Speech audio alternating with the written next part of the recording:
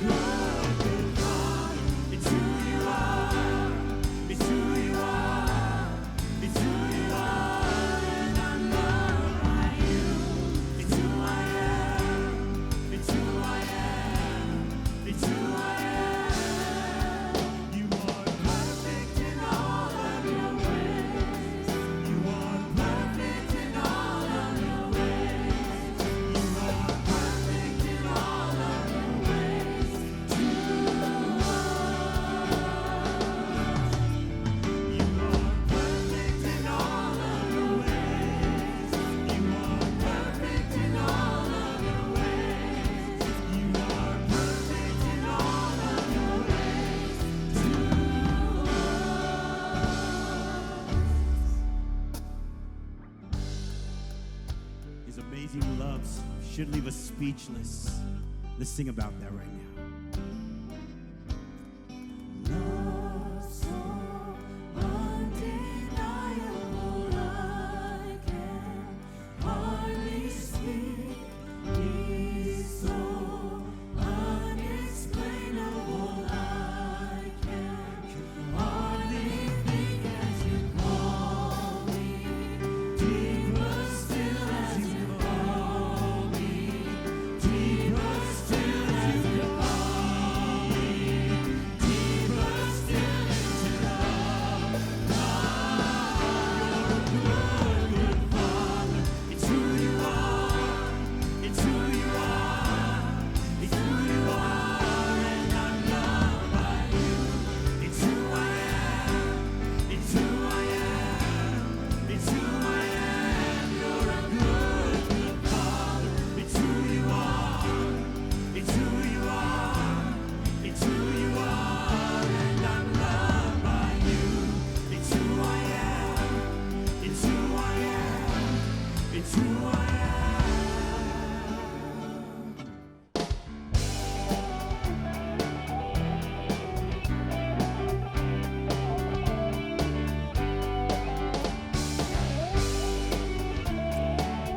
You guys ready to sing? Here we go.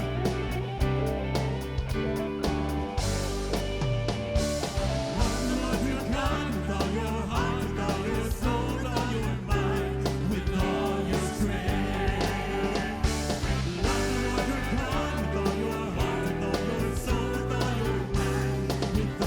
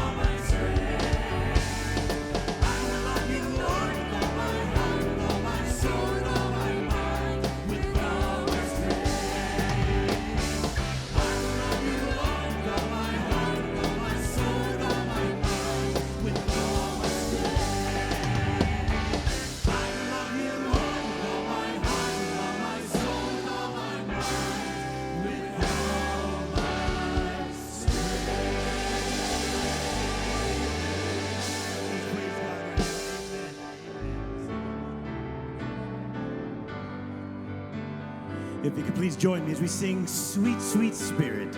There's a sweet spirit in this place.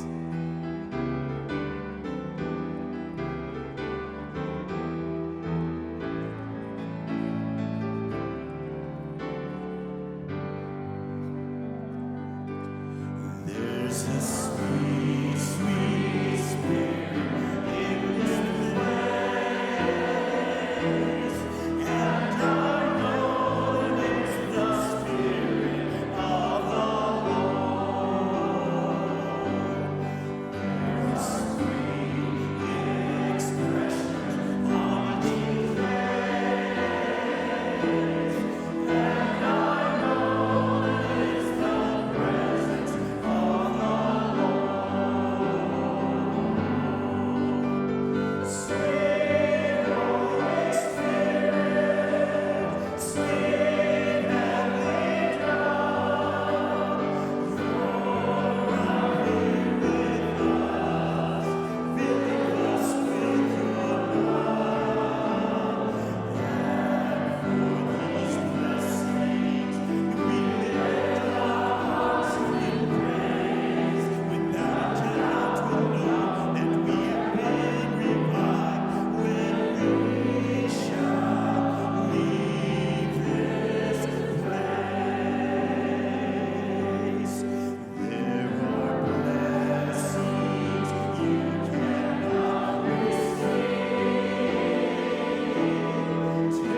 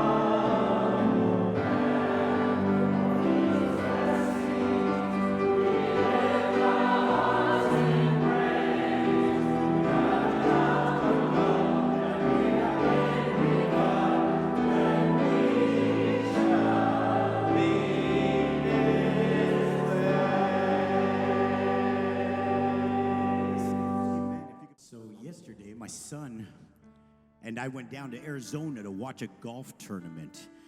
First service, I called it a golf game. That's not what you call it. You call it a golf tournament. About 15 people told me that. Well, anyways, we're walking around, and he's telling me, hey, Dad, here's Ricky Fowler. And I'm thinking, oh, that's awesome. I had no clue who he was. And he says, here's some other guy. And I was just looking for the pretzel stand because I love those pretzels. You know, they're real thick, and I was all excited about that.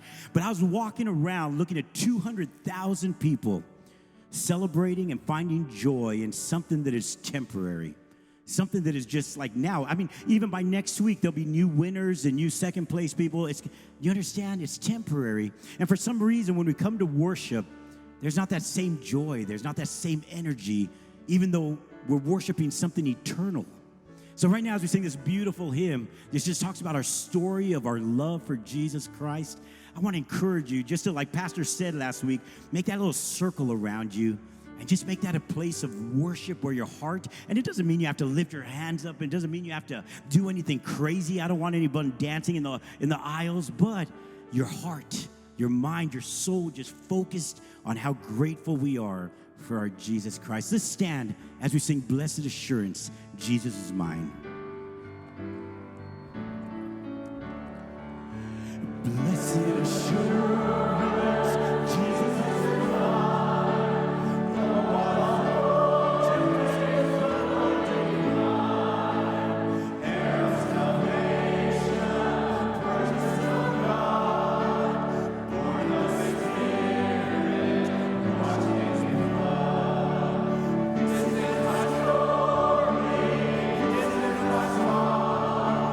praising my Savior.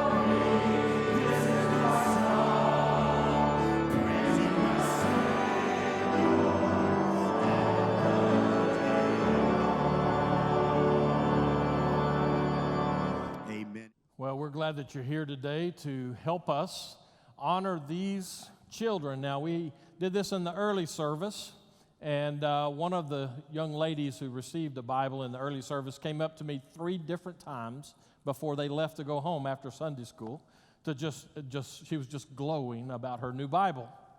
And so let me just highlight for you why we do this. I think it's a really important thing that we do as a church. We value God's Word. We value it enough that every Sunday, in multiple ways, we spend some time in God's Word together. But for these first graders, we like to give them their own personal Bible. We do that because by now they're beginning to really pick up steam in the reading department, and we want them to have their own Bible to read. And it's always a joy for me to be part of this. And for Martha Jackson and our children's ministry here, this is a high point, one of the high points of our year. All right? So, Martha, with that in mind, let's give these Bibles to these kids. So today we take time to congratulate our first graders. They are beginning to read, and what a better way to celebrate giving them their own Bible. It is our prayer as we do this presentation that as they continue to grow physically, emotionally, and even academically, they also keep growing closer to God.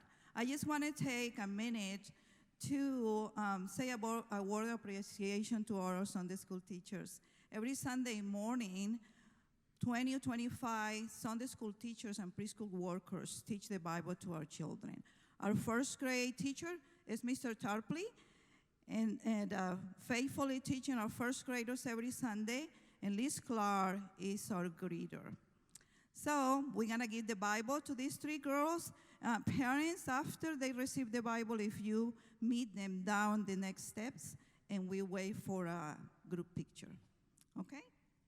So, Sofia Barrera.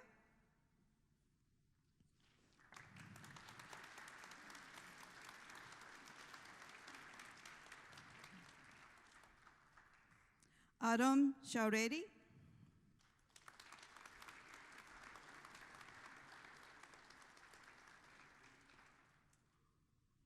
Lizzie Hangley.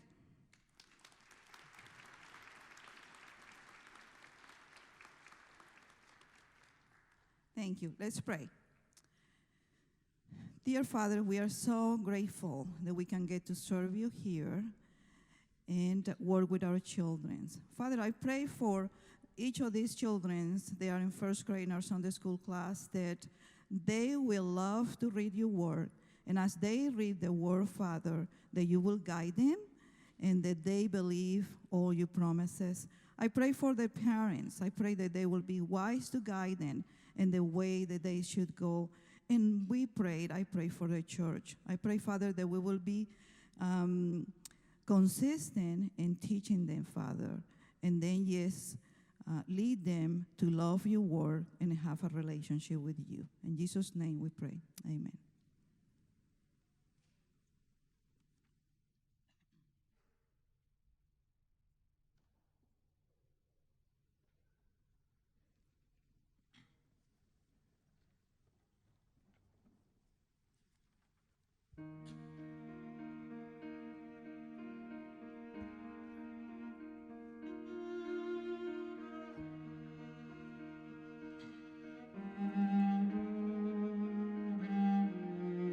There is a place of quiet rest near to the heart of God.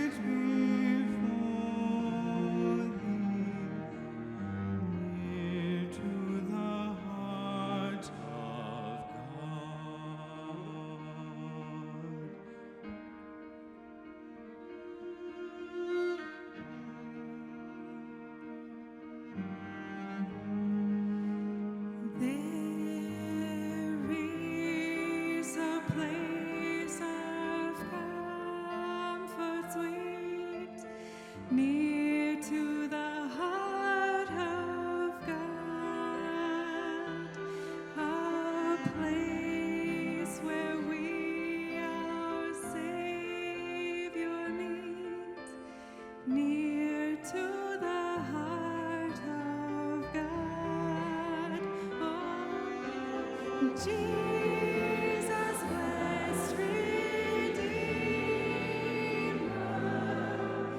sent from the heart of God, hold us who wait before thee, near to the heart of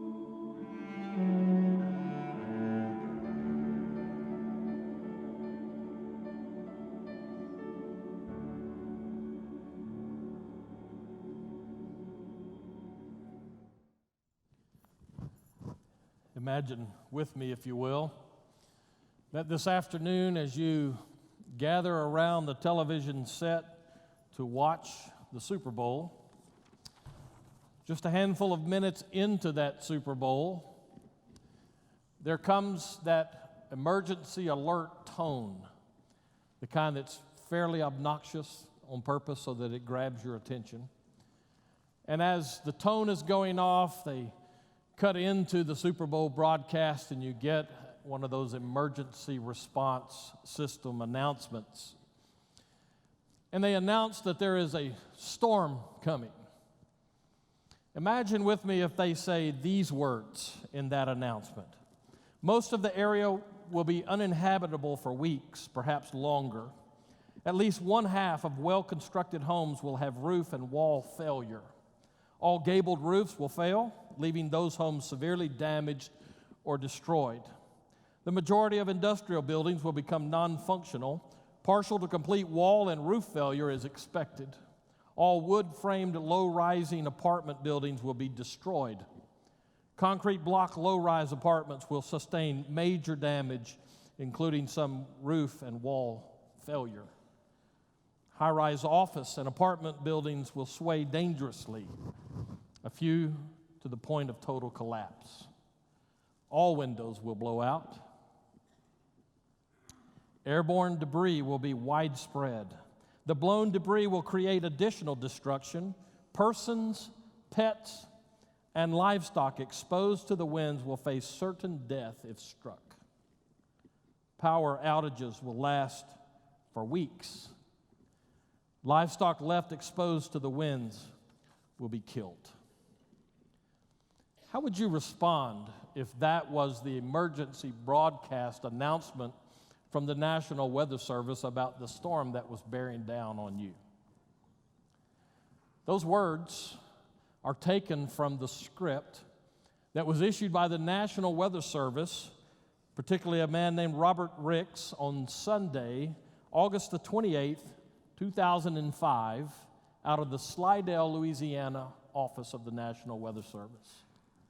You will remember that that was just right before Hurricane Katrina made its way into New Orleans in that area. Imagine if you knew there was a storm coming that contained that kind of damage potential. As it turns out, Ricks was right. He accurately predicted what could happen and what ultimately would happen from that hurricane that came in to Louisiana as a Hurricane 4, Category 4, if I remember right. It had been a 5. It was widespread destruction. Later, in another dispatch, Ricks would say, "Godspeed to all those in the path of this storm." How do you handle the storms of your life? Here's another question for you. As we continue to look at this issue of being followers of Jesus Christ, what do you expect in your Christian life? What do you expect to come your way? We don't get the opportunity as a rule for God to give us this forewarning, this advance notice that says, hey, there's a storm that's bearing down on you and it could cost you everything. We normally don't know when we're right on the verge of something hitting us that has the very real potential of knocking our legs from under us, both physically and spiritually. What do you expect from the Christian life? Here's a good truth for us. By the way, we're going to be in Mark chapter 4 in verses 35 and following, so if you have a Bible, I'd invite you to turn there. But as you're turning, as it relates to storms, here's a great truth for you that I hope that you will hang on to, not just today, but as you go forward in your life. The storms of life are great tools to clarify our faith and to develop our faith. The storms of life are great tools to clarify and strengthen our faith. Jesus has something to say about that. We read in Mark chapter 4, beginning in verse 35, "On that day, when the evening had come, Jesus said to them," that is his disciples, "Let us go across to the other side." And leaving the crowd, they took him with them in the boat, just as he was, and other boats were with him. And a great windstorm arose, and waves were breaking into the boat, so that the boat was already filling. But he was in the stern, asleep on the cushion. And they woke him and said to him, "Teacher, do you not care that we are perishing?" And he awoke and rebuked the wind, and he said to the sea, "Peace, be still." And the wind ceased, and there was a great calm. Jesus said to them, "Why are you so afraid? Have you still no faith?" And they were filled with great fear and said to one another, "Who then is this, that even the wind and the sea obey him?" Today, I feel confident in asserting that there are many storms represented in this gathering of people. You may have come in here today and your life is all Pollyanna, everything's great, it's all honey and no bees, walking the yellow brick road to happiness. That may be you, but if it is you, you're probably not very many people around you with that, because the truth about our lives is that storms are very real occurrences. Storms come at us from any number of different directions in life. Some of us may be here today and we're suffering through some storms that are financial in the way that they hit us. Some of us may be facing relationship storms or health storms. The truth of our lives is that storms are regular occurrences for us. And those storms have the very real capacity to clarify your faith, to help you know where your faith is placed, and to develop your faith. As we approach this passage today, I want us to do it in 3 different pieces.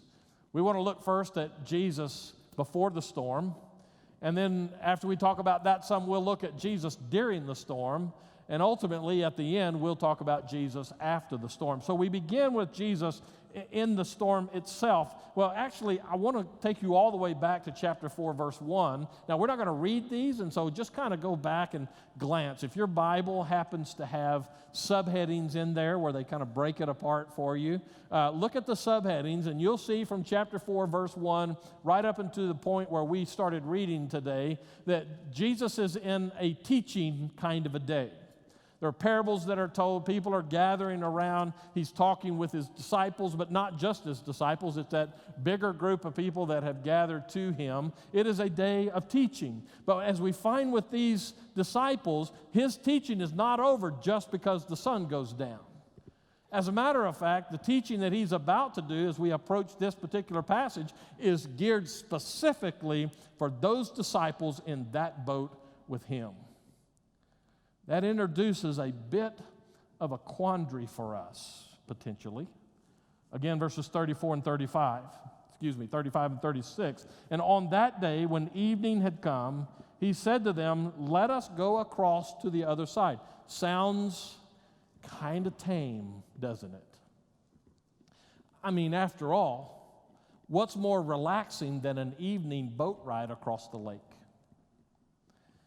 Well, as we know from reading it already, there's more to this boat ride than just a quiet, peaceful evening. Verse 36 says, "And leaving the crowd, they took him with them in the boat just as he was, and other boats were with him." And so what we find in this is that Jesus now has pulled this together, and the quandary for us is, why did he send them across the lake when there was going to be a storm? Now let's pause for a moment.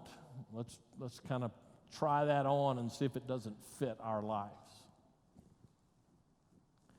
I don't know how you are when storms come your way,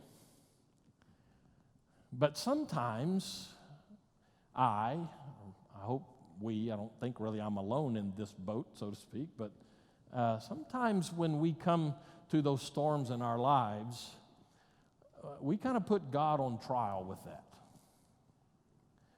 I think there probably could be an adequate case if you just wanted to be difficult here. There's probably a case where you could say, "Now, Jesus, why did you do this?" He is, after all, God in the flesh, right? Wow. He is, after all, God in the flesh, right?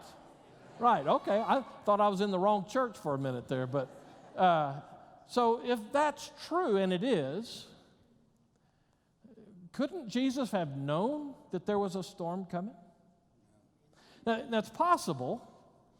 Some would say that it's possible. Those people who are outside of the body of faith proper. There are some of those skeptics out there who would say, well, if he really was the Son of God, then why did he do this? And maybe they would use that as a way of saying, well, maybe he's really not the Son of God because he should have seen that coming. All right, now I don't believe that. I hope you don't believe that either, but there will be some who do kind of believe that. He should have seen it coming if he's Son of God. Others would say, well, maybe he's not as loving as you want to say that he is. Maybe they would say that he's just callous and he doesn't really care about them. He just cares about himself. He wants to take a snooze. I don't believe that's true either, but some would say that. Some would say, well, maybe he's just cruel. Maybe he's that picture of God who likes to see people suffer, like kids used to do with magnifying glasses and ants. I don't believe that's true about Jesus either, but there would be those who would say those things. Can I be real honest with you and say, we might not say it in those terms, but when I'm the one going through the storm, it's a lot easier for me to think God is not as fair as he says he is. How about you? Our prayer lives tend to expose that part of us. We'll get to that later, maybe. Why did Jesus do this? This is not one of those, oh, by the way, a storm blew up kind of things. This is where Jesus says to his disciples, Let's go to the other side. It's at the end of a long day. He's been teaching the crowds, and you can look back. There's parables involved with that, and parables, as we talked about last year about this time, and some of those parables were told with a slant to them, and everybody didn't quite get the message of those things, but the disciples were getting it. And so Jesus is very intentional here. The day of teaching has been a productive one, but not like it's about to be. These disciples are about to get a lesson that they would never forget, because this storm clarifies their faith, and it gives them the opportunity to grow in the process. So let's take it off of them for a moment, and let's just put it on ourselves. When you're the one going through the storm, what do you think about God's character then? All of our high theology, as true as it is, sometimes gets lost away in the pain with us. Why did Jesus do this? We really do need an answer to that, I think. Because not getting an answer to that doesn't really grow us much. Here's what I believe the answer was. Jesus intended to give these disciples a lesson in faith. So let's stop and let's let you kind of wear that. Whatever your storm is today, wherever you're struggling. I don't want to make light of that. I have enough storms of my own. I don't want to make light of somebody else's. But whatever you are going through today, God knows.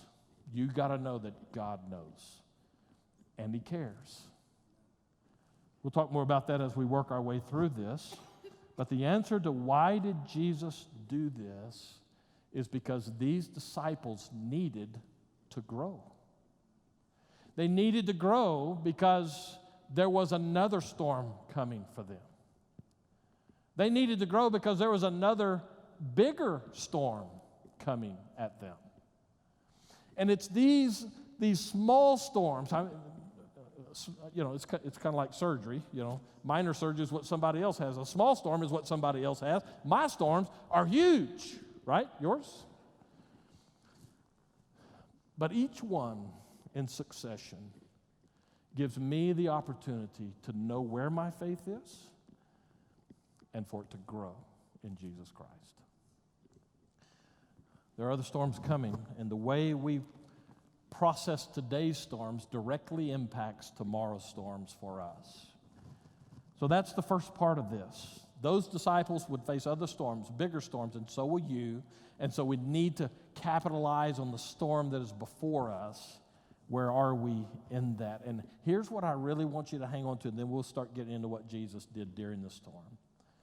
But His actions before the storm carry a truth for us that I think that we really need to get a hold of, and that is that sometimes God actively moves you into the storm. We like to protect God's character. We like it to seem like God is all happiness and never any kind of struggle. And, sometimes we even sell Christianity to people with those things. Says, if you'll just come to Him, it'll be the greatest life you've ever known. As true as that is, it's the greatest life you'll ever know with storms attached. Because He will see to it that we face storms in life, and He will send us into the storm or send the storm into us. So we need to know what's going on with that.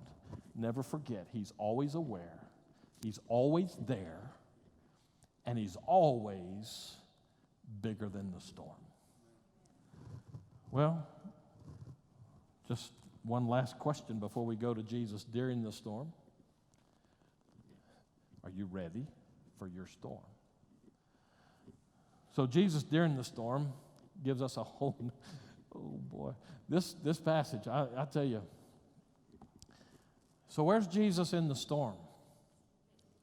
All right, in the vernacular of the 1970s, He's crashed out.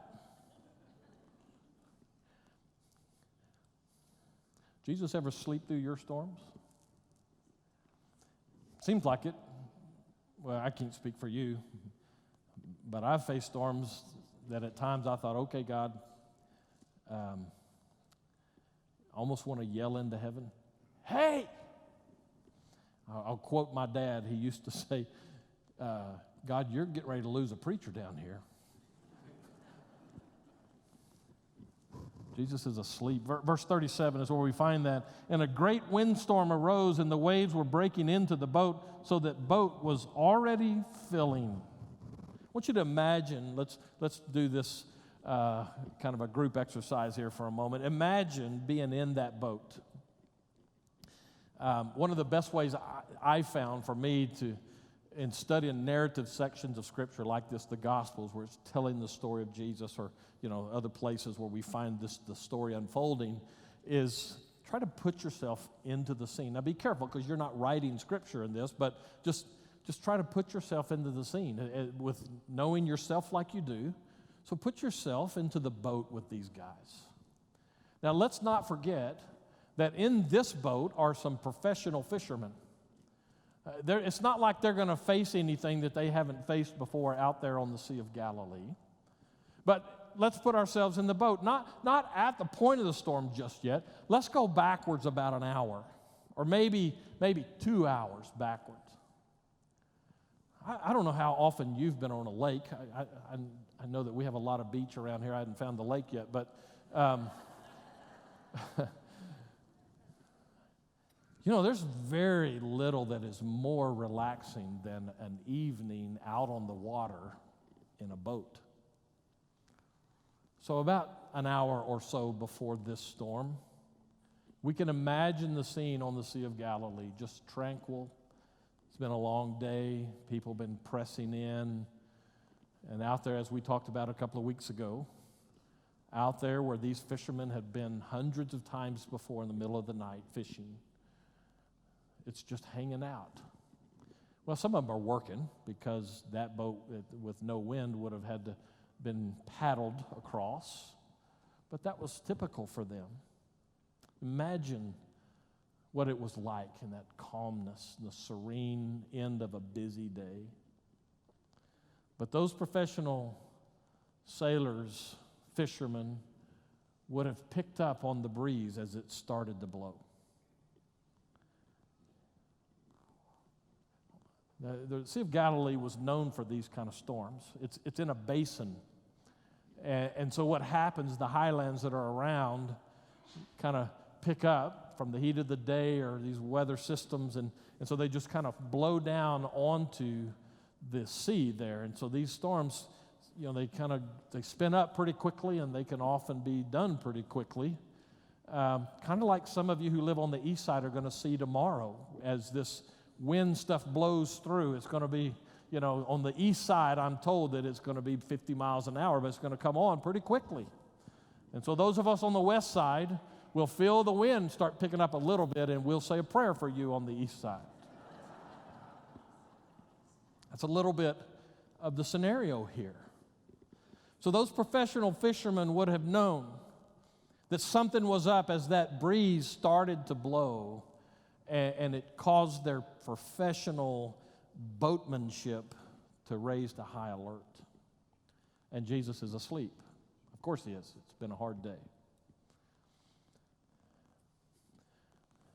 But within that hour, pushed forward, it's going to be a life and death struggle for them. I want to show you this picture. It's a picture by Rembrandt. Don't be impressed that I know that. I have Google just like you do. So, but this picture that we have for you is a picture by Rembrandt. It's the only seascape that Rembrandt ever painted, as far as we know. I'm told that it was stolen back in the 90s, so if you have it, please return it. And so you can't really see the detail here that I want you to see. So I'm going to encourage you to go to Google later and Google Rembrandt's Jesus on the Sea of Galilee, on the storm on the Sea of Galilee. And look and get it full computer size so you can really study the artwork here and the faces of these disciples. What an hour or 2 hours before had been just a nice, calm evening out on the sea now becomes a fight for survival. And we see something of that in this little passage here as it underscores that. Imagine being in that boat that you see right there in the middle of the night, and there's no hope for you if you can't get out of that on your own. Let me stop before we go any further. You can just leave that picture up for a while if you want.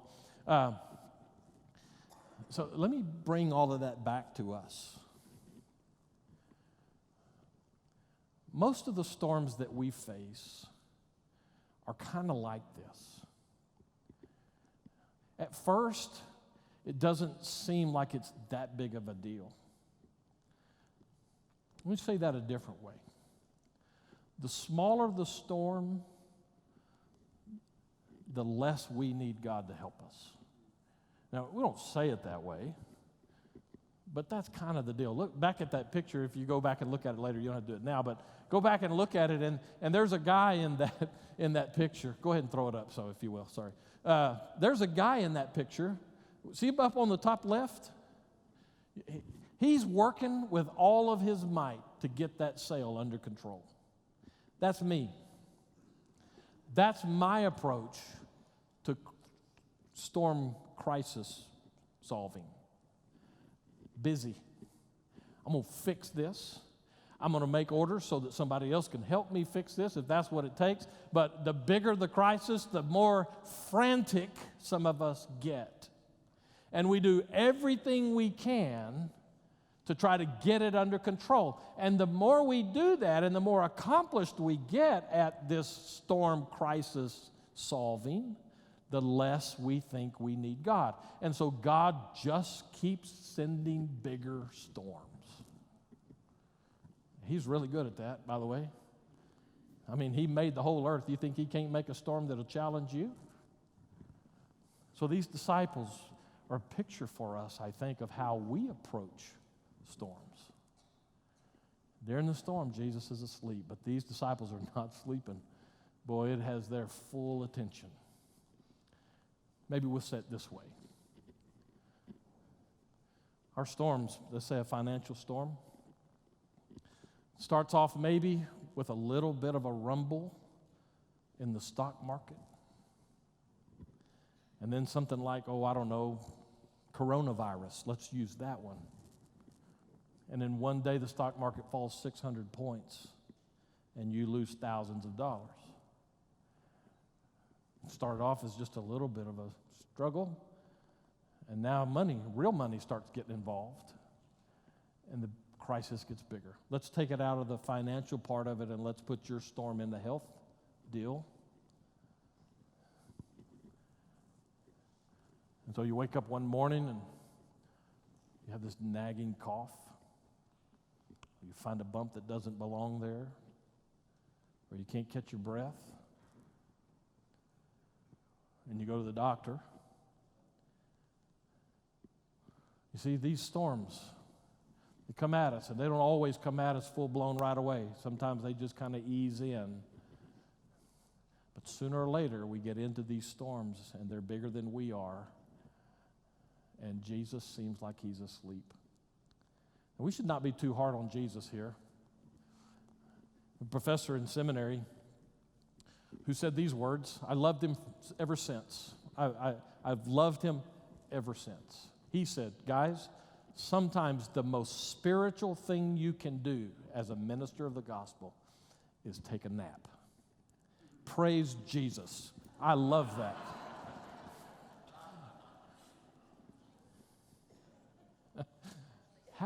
How could Jesus take a nap in a storm like that?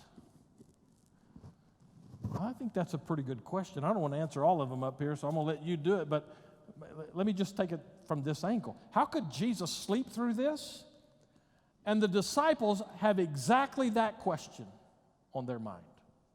Notice what they say. Their words reveal where their faith is. Teacher, that's how they start off. Okay, so if you've been part of the last 2 Sunday night Bible studies we've done, we looked through the Gospel of Mark, and we noticed these sections in Mark's Gospel, how Mark presents Jesus as followers of him. We need to know who we're dealing with here. And the very first section of Mark's Gospel, he emphasizes the way he puts it together, this theme that Jesus is the teacher. Well, he just finished a full day of teaching.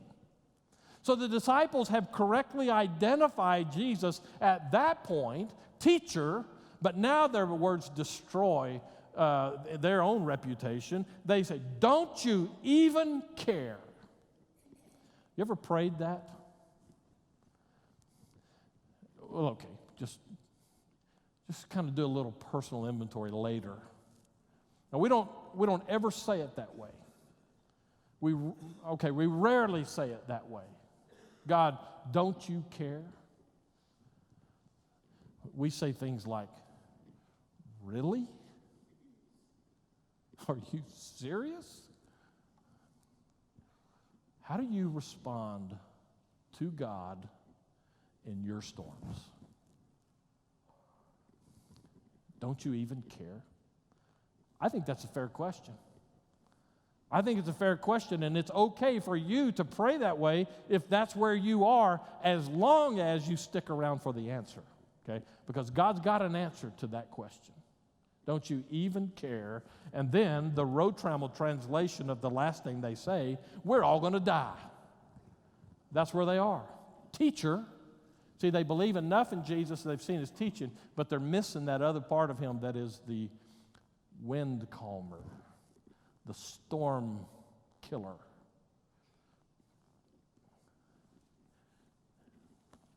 That's why Jesus allowed them into the storm. It's because the storm needed to clarify where their faith was. And right now, their faith is a long way from Jesus, the storm killer. And so Jesus takes over. Verses 39 and 40, we've heard this before, so I won't go too much into it, but literally Jesus says, be still, be muzzled. Put it all together, he says, silence, be still. You ever been in a windstorm where you can hear as the wind rushes through electrical high lines or trees? You ever been near a tornado or heard a TV report of a tornado with that freight train sound? The wind can be awfully loud and awfully menacing. It's interesting that Jesus addresses both elements of this storm. To the wind, he says, quiet. I don't know what voices you hear when you're in the middle of the storm, what your wind noise is, so to speak. But Jesus has the ability like that to speak peace to it. Be still, he says. And so the waves, I got to tell you, I don't want to be in that boat, but I love to see the waves stop just like that. Jesus is the storm killer. Here's the truth for you. If you have to go through the storm, make sure Jesus is in the boat with you. Because even though you might think he's napping, he is still Creator God who controls nature. So after the storm, this is the last part, we're done. But after the storm, notice what Jesus does. Verse 40, he said to them, another Rotramel translation of the day for you, Jesus says to them, come on, guys. Really? Now, he's scolding them. Let's not miss that. Just because the storm scares you doesn't mean that you're not responsible for how you respond. I'd like to say it this way. If you really want, for me, you really want to know the size of the storm I'm dealing with, figure out how much I'm sleeping at night. Because the bigger the storm, the less sleep I get. Because I'm that guy on the deal I was talking about. Always got to try to figure out what we're going to do about this and how we're going to get through it and all that stuff. And sometimes Jesus just says, man, just stop and let me be your storm killer. But when I fail in that, just like these disciples and just like you, when I fail at that point in my faith, there's a little bit of scolding that happens. It's as if Jesus is saying to them or to me or to you, how long are you going to do this before you start trusting me? You see, we don't normally talk about that much in church because we don't really want to get too uncomfortable. And so God says, okay, I'll just send another storm. You know, God sends storms to churches just like he does to Christians. And it's always about, somewhere in there, there's always the opportunity that we have to grow, to clarify our faith, and to develop it. So, I started off by asking you this question.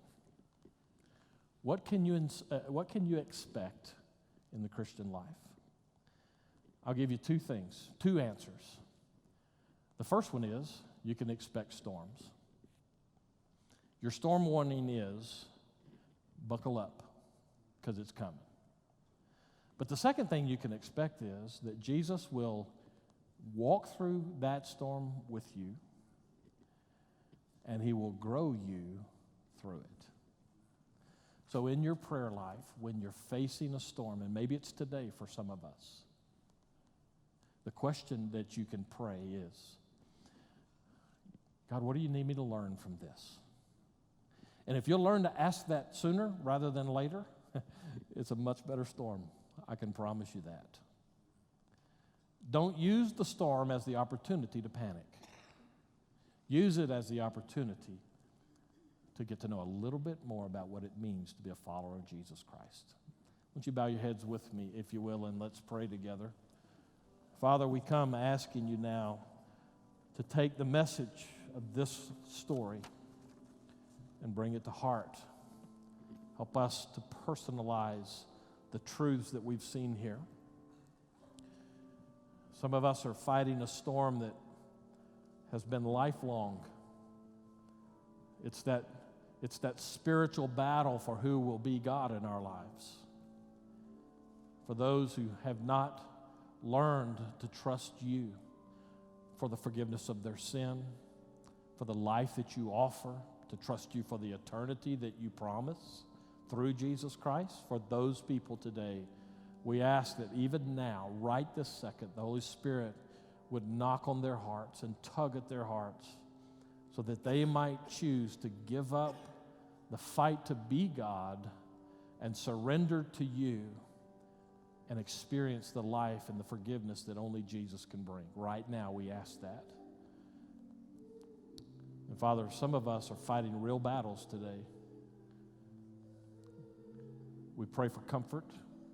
We pray for peace. And part of us even wants to pray for deliverance from that storm.